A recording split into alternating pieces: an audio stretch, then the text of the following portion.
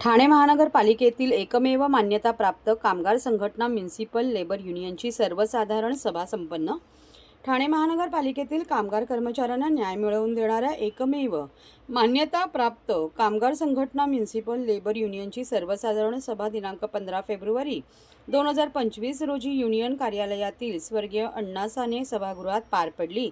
या प्रसंगी माननीय नगरसेवक श्री अशोक वैती साहेब व माननीय नगरसेवक श्री पवन कदम साहेब यांची प्रमुख उपस्थिती होती.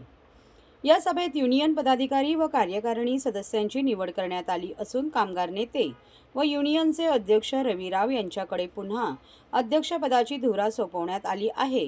तर कार्याध्यक्षपदी कामगार नेते मोहन तिवारी तर उपाध्यक्षपदी पिरबाल भाल यांची तसेच सरचिटणीसपदी चेतन आंबोळकर, सहाय्यक सरचिटणीसपदी आनंदा पावणे आणि कोषाध्यक्षपदी विजय खानविलकर यांची निवड करण्यात आली आहे.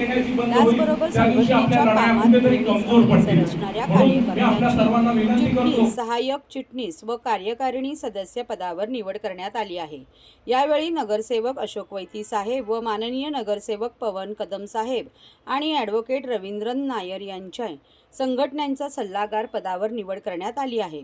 यावेळी कार्याध्यक्ष मोहन तिवारी यांनी मार्गदर्शन करताना सांगितले, आपण 7व्या वेतन आयोगावर आधारित वेतन श्रेणी लागू करून घेतली, वाहतूक भत्ता लागू करून घेतला, परंतु 7व्या वेतन आयोगाची थकबाकी, वाहतूक भत्त्याची थकबाकी, सेवानिवृत्त कर्मचाऱ्यांना तातडीने पेन्शन लागू करणे व त्यांच्या ग्रॅज्युएटी PFची रक्कम सेवानिवृत्तीच्या वेळी मिळवण्यासाठी प्रशासनाबरोबर बोलणी सुरू आहे.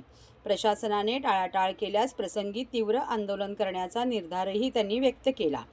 सफाई कामगारांच्या वारसाची लढाई महाराष्ट्र महानगरपालिका नगरपालिका संघटना फेडरेशनच्या माध्यमातून आपण जिंकली. प्रशासनाकडे सातत्याने पाठपुरावा करून सफाई कामगारांच्या वारसांना लवकरात लवकर सेवेत घेण्याचा निर्धार बिरपाल भाल यांनी व्यक्त केला. तसेच 7व्या वेतन आयोगाच्या थकबाकीचा हप्ता लवकरात लवकर अदा न झाल्यास महापालिकेवर प्रचंड मोर्चा काढण्यात येईल असेही प्रतिपादन त्यांनी केले. संघटनेचे सरचिटणीस चेतन आंबोळकर यांनी सांगितले की कामगार कर्मचाऱ्यांच्या भरघोस पाठिंब्यामुळे आपण 7व्या वेतन आयोगावर आधारित वेतन श्रेणी आपण मिळवली. आता केंद्र शासनाने 8व्या वेतन आयोगासाठी समिती स्थापन केली आहे. यापुढे आपल्याला 8व्या वेतन आयोगाची लढाई लढावी लागेल.